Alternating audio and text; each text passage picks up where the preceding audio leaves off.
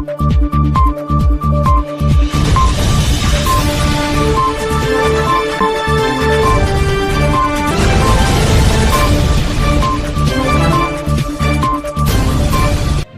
ವಿಧಾನಸಭಾ ಕ್ಷೇತ್ರದ ವ್ಯಾಪ್ತಿಗೆ ಬರುವ ಎಲ್ಲಾ ಗ್ರಾಮಗಳಲ್ಲಿ ಯುವಕರು ಹೆಚ್ಚಿನ ಸಂಖ್ಯೆಯಲ್ಲಿ ಭಾರತೀಯ ಜನತಾ ಪಾರ್ಟಿಯನ್ನು ಬೆಂಬಲಿಸುತ್ತಿದ್ದಾರೆ. ಕಾಂಗ್ರೆಸ್ನ ರಾಜ್ಯ ಸರ್ಕಾರದ ಅಭಿವೃದ್ಧಿ ನಿರ್ಲಕ್ಷಿಸುತ್ತಿದೆ. ಗ್ರಾಮೀಣ ಭಾಗಗಳಲ್ಲಿ ಅಭಿವೃದ್ಧಿಗೆ ಒತ್ತು ನೀಡಿಲ್ಲ. ಯಾವುದೇ ಜನಪದ ಯೋಜನೆಗಳನ್ನು ಕೈಗೆತ್ತಿಕೊಂಡಿಲ್ಲ.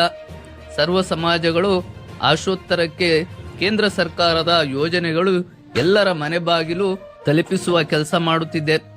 ಬಿಜೆಪಿ ಪಕ್ಷದ ಕಾರ್ಯಕರ್ತರ ಬಲವೊಂದನೆಗೆ ಪಕ್ಷ ಸಂಘಟಿಸುವ ಉದ್ದೇಶದಿಂದ ಕಸಬಾ ಹಾಗೂ ವಿಜಯಪುರ ಹೋಬಳಿಯ ಪ್ರತಿಯೊಂದು ಗ್ರಾಮಗಳಿಗೆ ಭೇಟಿ ನೀಡಿ ಬೂತ್ ಕಮಿಟಿ ಬಲಿಷ್ಠವಾಗಿ ಕಟ್ಟಿ ಮುಂಬರುವ ಚುನಾವಣೆಗಳಿಗೆ ಜಿಲ್ಲೆಯ ಭಾರತೀಯ ಜನತಾ ಪಾರ್ಟಿ ಅಗ್ರಸ್ಥಾನದಲ್ಲಿ ದೇವನಹಳ್ಳಿ ವಿಧಾನಸಭಾ ಕ್ಷೇತ್ರವಾಗಲಿದೆ ಎಂದು ತಿಳಿಸಿದರು. ಕೂಡ ಇವತ್ತು ಯುವಕರು ಮತ್ತು ಮಹಿಳೆಯರು ಭಾರತೀಯ ಜನತಾ ಪಾರ್ಟಿಗೆ ಸೇರ್ಪಡೆ ಆಗುವಂತ ಕಾರ್ಯಕ್ರಮ ಮಾಡಿದ್ದಾರೆ.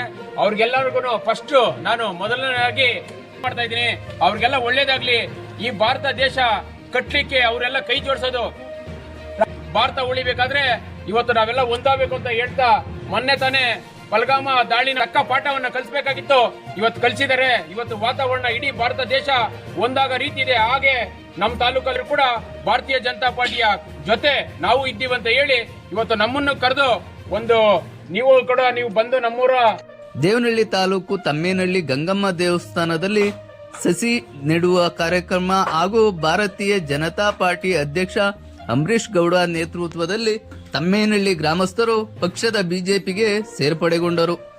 ಈ ಸಂದರ್ಭದಲ್ಲಿ ಬಿಜೆಪಿ ಹಿರಿಯ ಮುಖಂಡ ಪ್ರಭಾಕರ್, ಯುವ ಮುಖಂಡ ಆನಂದ್ ಗೌಡ, ಮಹಿಳಾ ಘಟಕದ ಜಿಲ್ಲಾಧ್ಯಕ್ಷ ನಾಗವೇಣಿ, ತಾಲೂಕು ಅಧ್ಯಕ್ಷ ವಿಜಯ್, ಮಹಿಳಾ ಪದಾಧಿಕಾರಿಗಳಾದ ಪುನೀತಾ, ರಜನಿ, ತಮ್ಮೇನಹಳ್ಳಿ ಬೂತ್ ಕಮಿಟಿ ಅಧ್ಯಕ್ಷ ನಂದೀಶ್, ಚೆನ್ನೇಗೌಡ, ಮಂಜುನಾಥ್, ಶಶಿ, ಮನೋಜ್, ಅಜಯ್, ದೊಡ್ಡಣ್ಣ, ಶ್ರೀಧರ್, ಗಂಗರಾಜು, ಸೋನು, ಶಿವ, ಬಸವರಾಜು, ಕಾರ್ತಿಕ್, ಮಹೇಶ್, ನಾಗೇಶ್, ನರಸಿಂಹಪ್ಪ ಮುಂತಾದವರು ಭಾಗವಹಿಸಿದ್ದರು.